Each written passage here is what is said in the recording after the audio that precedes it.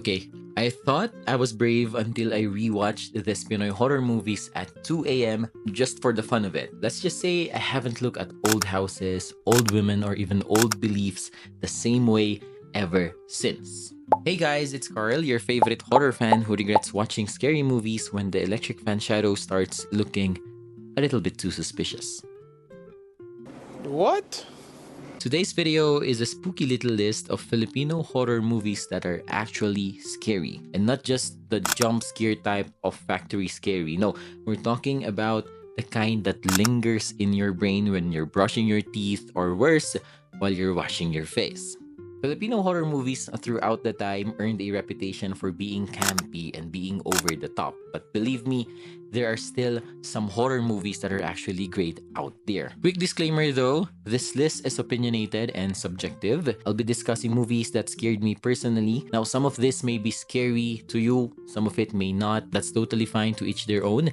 But I just hope that you'll have fun while watching this video. And also, there'll be no particular ranking while we're doing the video. We're just setting out scary movies that are scary for me personally. Alright, let's start with the first movie.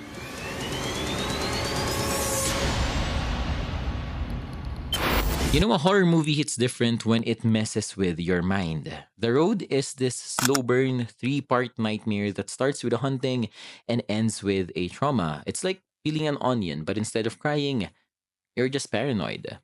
3 timelines, 1 road, and 0% of a chance that you'll ever cross this road, be it daytime or nighttime. Believe me. This type of horror is not actually that jump scare type of flick that surprises you with a little bit of a jump scare. No, no, no. This type of film or this movie is actually the type to creep you up like a memory.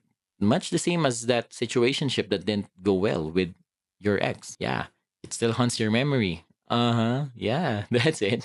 And just when you think you've figured it out, just when you think you've moved on, bam! Still there. Harder than your ex's closure.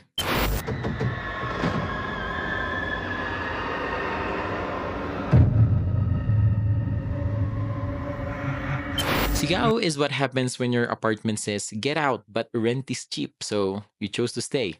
Oh my god.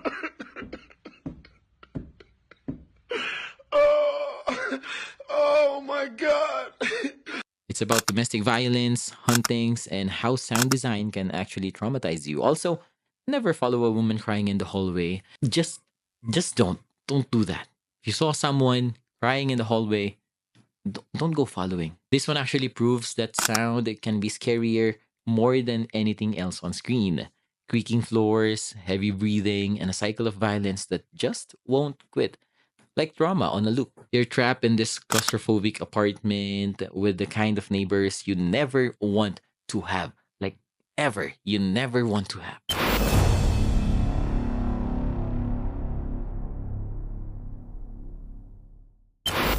Feng Shui is the reason I never trusted Chinese antiques again. It's that rare horror that makes your mom scared of home decor. Imagine your lucky Buddha saying, surprise, you're cursed. And you can't do anything about it. A cursed mirror, zodiac deaths, and Chris Aquino being terrorized by Chinese luck. Who knew Feng Shui could kill you, right? Superstitions taken to another level here. And yes, the kills are bizarrely creative. Some of it too creative, if I may say. If you're born in the year of the rat, well, good luck to you. T2. The real horror of T2 is the copyright claim. Believe me. Not kidding aside, fairy horror, right? Who knew? T2 gave us a terrifying look at Encanto mythology. It's like when you realize your adopted kid might actually be a part of a Fae realm. Typical Pinoy problems, right? It's Encantos and Aswangs in a neon-lit urban setting, like Blade Runner or Tron, if you have seen that. But make it Pinoy and add a little bit of Encanto and spookiness to it. Under all that magic is a real fear, being taken from what or who you love. Childhood abduction, but with mythical creatures. It's like, I don't know, trauma with glitter?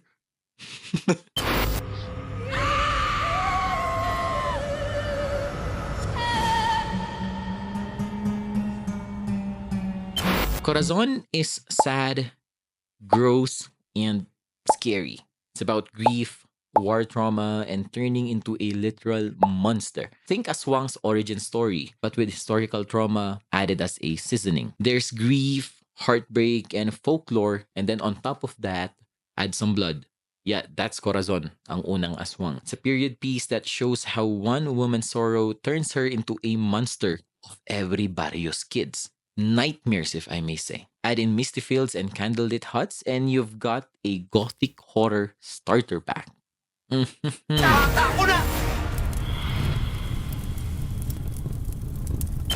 Imagine turning into an aswang and your family just had to deal with it. That's Yanggaw. Yanggaw is emotional horror.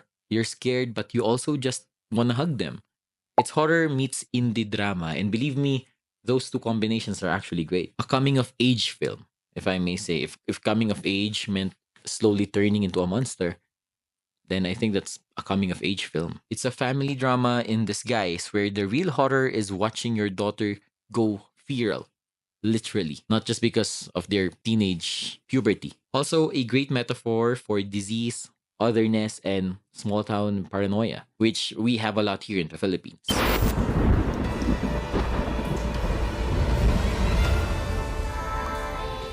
A shipwreck, dead bodies, ghosts that don't even blink. Aurora, beautifully shot but cold and eerie.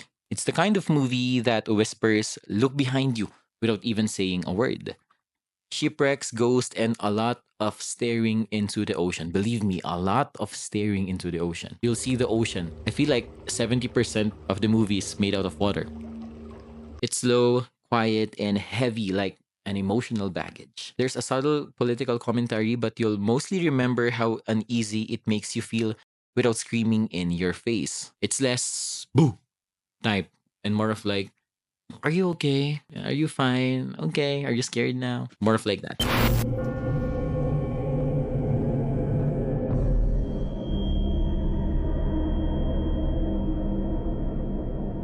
Catholic guilt, corruption, demons, and a creepy child nun? Well, Seklusyon said, let's traumatize all the altar servers in the Philippines. This movie makes you afraid of religious spaces, which is very on brand for us, to be honest. The Catholic Church, but make it terrifying. Newly ordained priests are isolated for quote unquote purification, but what actually happens is nightmare fuel. It's dark, it's moody, and it makes you question everything you thought you were scared of. Jesus. Literally.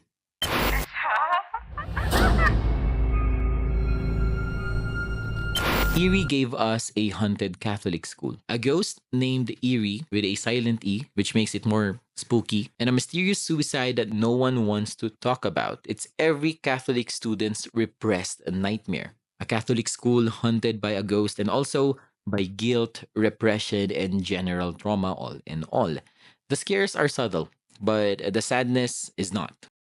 Charo Santos plays the creepiest guidance counselor in history. And if your guidance counselor is like Charo Santos in this film, good luck to you, man. This one simmers slowly, then guts you emotionally right after that. And that's it. Those are the Pinoy horror movies that actually made me go, nope, I'm sleeping with the lights on tonight. Did I miss anything? Let me know your favorite scary local films down below. And if you want a part 2 of this video, please let me know. Don't forget to like, share, and subscribe, and I'll see you on the next video.